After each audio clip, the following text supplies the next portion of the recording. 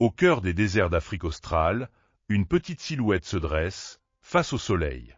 Fine, curieuse, toujours sur le qui-vive. Voici la suricate, la sentinelle du désert. Longtemps considérée comme un simple « petit suricate mignon », elle cache en réalité une organisation sociale complexe, une intelligence collective et des stratégies de survie dignes des plus grands documentaires animaliers. La suricate, ou Suricata suricata, appartient à la famille des mangoustes.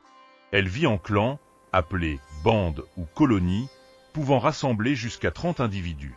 Ici, tout le monde coopère. Certains surveillent, d'autres chassent, d'autres encore gardent les petits. Chaque vue, chaque like, chaque partage, c'est une graine de conscience plantée pour la planète. Abonne-toi à Naturé, commente ton ressenti et aide-nous à faire battre le cœur de la nature un peu plus fort à chaque vidéo. Ensemble, faisons de la beauté un acte de préservation. Son masque sombre autour des yeux agit comme des lunettes de soleil naturel. Il réduit l'éblouissement et lui permet de scruter le ciel à la recherche de rapaces, ses plus grands ennemis. La suricate est une ingénieure du sable. Avec ses longues griffes recourbées, elle creuse des terriers complexes pouvant atteindre plusieurs mètres de long, avec de nombreuses sorties de secours. Sous terre, la température est plus stable, un refuge essentiel contre le soleil brûlant et les nuits glaciales du désert. Ces labyrinthes souterrains servent de nurserie, de dortoir et de bunker antiprédateurs.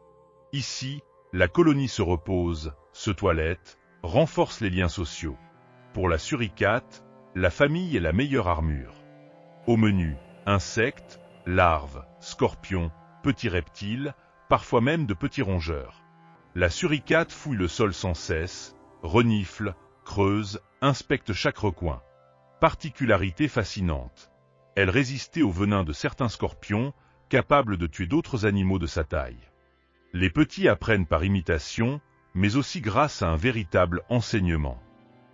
Les adultes leur apportent d'abord des proies mortes, puis vivantes mais affaiblies, avant de les laisser chasser seuls. Une école de la vie, version déserte. Pendant que la bande se nourrit, une sentinelle se poste toujours en hauteur. Au moindre danger, elle pousse un cri d'alarme précis. Selon le type de cri, le groupe sait si la menace vient du ciel, du sol ou des alentours. En quelques secondes, tout le monde disparaît dans le terrier. Cette vigilance constante est la clé de leur survie. Seule, une suricate ne tiendrait pas longtemps. En groupe, elles deviennent un système de sécurité ultra efficace. Dans la colonie, un couple dominant se reproduit plus que les autres, mais chacun contribue à élever les petits. Babysitter, nourrice, protecteur. La solidarité est au cœur de leur mode de vie. Sous leur pelage, le ventre est plus dégagé. Le matin, elles se tournent vers le soleil pour se réchauffer rapidement, comme des petits panneaux solaires vivants. La suricate n'est pas seulement un animal mignon de carte postale. C'est un modèle d'adaptation, petite taille, grande coopération et une vigilance de tous les instants.